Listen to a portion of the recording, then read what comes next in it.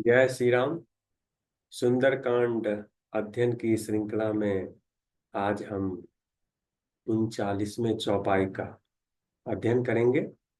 तो पिछले सत्र में हमने देखा कि विभीषण मौका पाकर अपने बड़े भाई रावण को समझाने की कोशिश कर रहे हैं कि वो अभिमान, लोभ, मोह ये सब त्याग कर सीता मैया को, श्री राम जी को वापस करें और उनके शरण में जाएं, उनसे माफी मांग लें और अपना राज्य निष्कंटक चलाएं।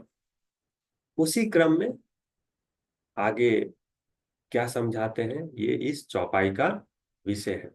तो पहले हम चौपाई का अध्ययन करेंगे, फिर इसके अर्थ और भाव को समझने की कोशिश करेंगे।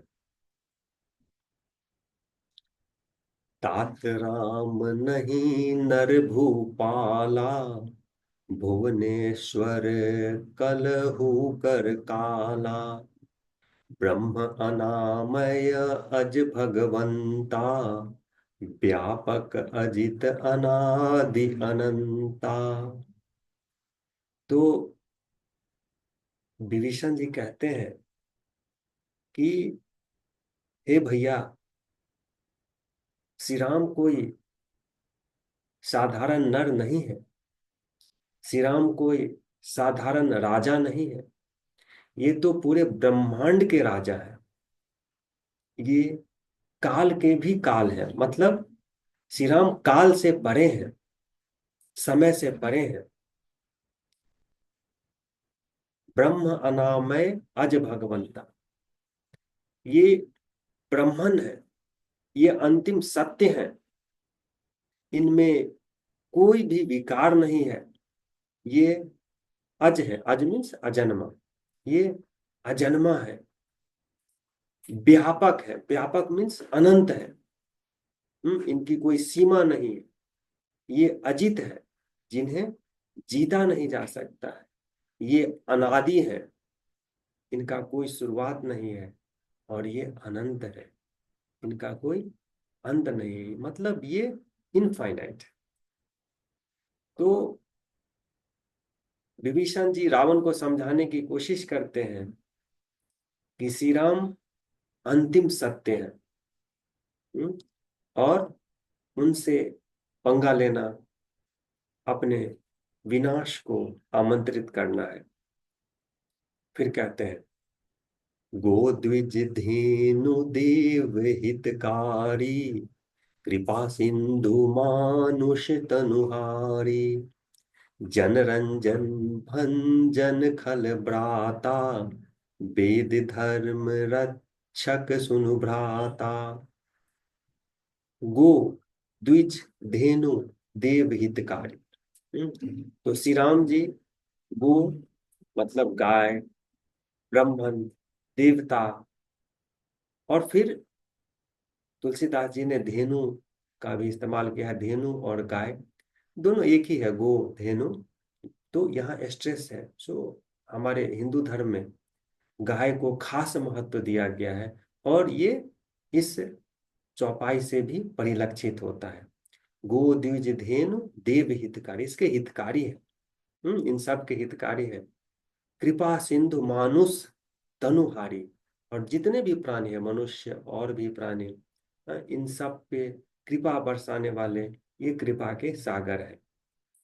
जन रंजन भंजन खलबड़ाता, जो उनके भक्त हैं उनका भलाई करने वाला, और राक्षसों का, बुराई का खात्मा करने वाला। वेद धर्म रक्षक सुनु भ्राता, और वेद और धर्म के ये रक्षक है। ताहि बयरु तजि नाइया माथा, प्रणतारति भंजन रघुनाथा। देहुनाथ प्रभु कहु बैदेही, भजहु राम बिनु हेतु सनेही। और कहते हैं कि ताहि बयरु तजी नाई माथा, इनसे बैर को त्याग दीजिए। बैरु मीन्स बैर, जो आप आप में श्री राम के प्रति जो बैर की भावना है उसको त्याग कर उनके शरण में चले जाइए, और श्री राम अपने शरण में आने वालों की रक्षा करते हैं। और माता जानकी वैदेही को वापस कर दीजिए, और राम के राम का भजन कीजिए, राम के भक्ति में अ, लग जाइए बिना किसी आशा के।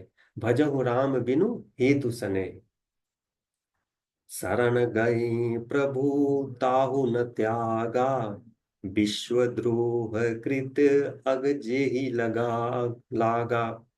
हम्म, तो जो उनके शरण में जाता है, श्री भगवान उसको त्याग नहीं करते हैं। और उनके शरण में किसी ने कितना भी पाप किया हो, विश्वद्रोह कृत अघ जेहि लागा, किसी ने बहुत बड़ा पाप किया हो, विश्वद्रोह उसको तुलसीदास जी ने कहा है, उसको भी श्री राम जब उनके शरण में जाता है तो उसको माफ कर देते हैं। जासु नाम त्रय ताप न सावन, सोई प्रभु प्रगट समझू जिय रावण। जिसके नाम मात्र जपने से तीनों तरह के ताप दूर हो जाते हैं। तो तीन ताप क्या है? शारीरिक ताप, मानसिक ताप और आध्यात्मिक ताप।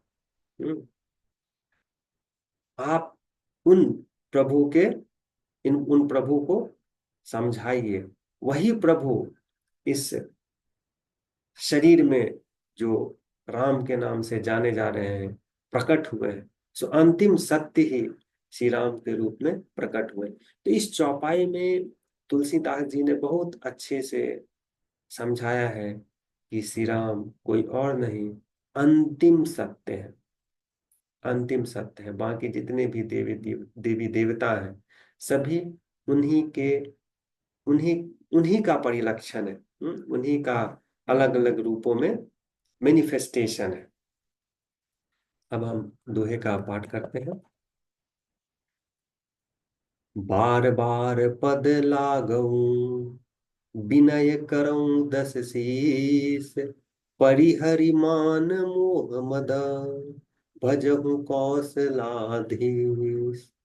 विभीषण रावण को समझा रहे हैं बार बार विनती करके, कि आप मान मोह मद इसका त्याग कीजिए। आप में जो प्राइड है, जो आप मोहित हो चुके हैं, जो गलत काम है वो आपको सही लग रहा है, नीति विरुद्ध काम जो कर रहे हैं, इसको त्यागिए और भगवान श्री राम के भक्ति में लग जाइए।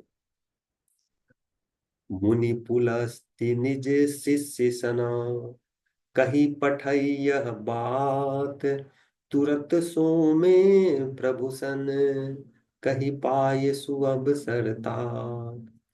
तो